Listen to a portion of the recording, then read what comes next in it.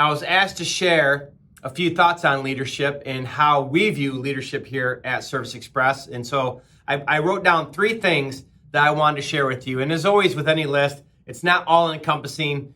There's more things to consider, but I thought these are 3 key elements that I think about all the time and sort of preach all the time here at Service Express. So 1, be a servant leader.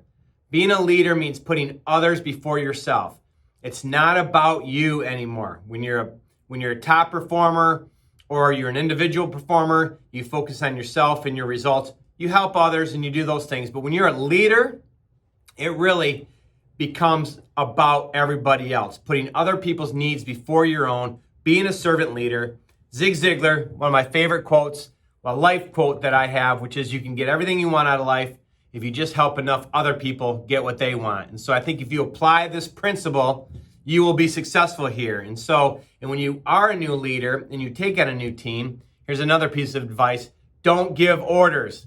That's what bad leaders do anyways, right? Those are called managers, where they manage things. You manage processes, not people. You lead people. So don't come in and give a bunch of orders. Do this, do that, do it my way. You come in and ask, how can I help? What do you need? What obstacles in your way? I'm here for you. The first thing you do when you lead is you try to help. That's servant leadership, and that's how we do it here at Service Express. Number 2 is coach. Coach and teach and coach. I talk about my education degree a lot, where I was going to be a teacher and I was going to coach. That's what I was going to do. Well, guess what? I'm doing that. I'm just doing it here at Service Express.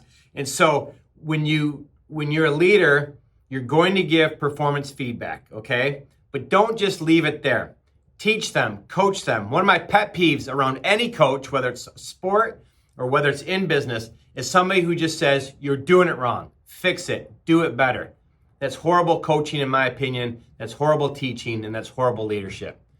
What you want to do is say, you give feedback, you have an issue here, you're going to correct something, and then teach them, show them how to do it better, how to do it differently, give them reps, walk alongside them, continue to work with them until they get it. That's true coaching, that's true teaching, and that's what we look here for. That's what we look for here at Service Express.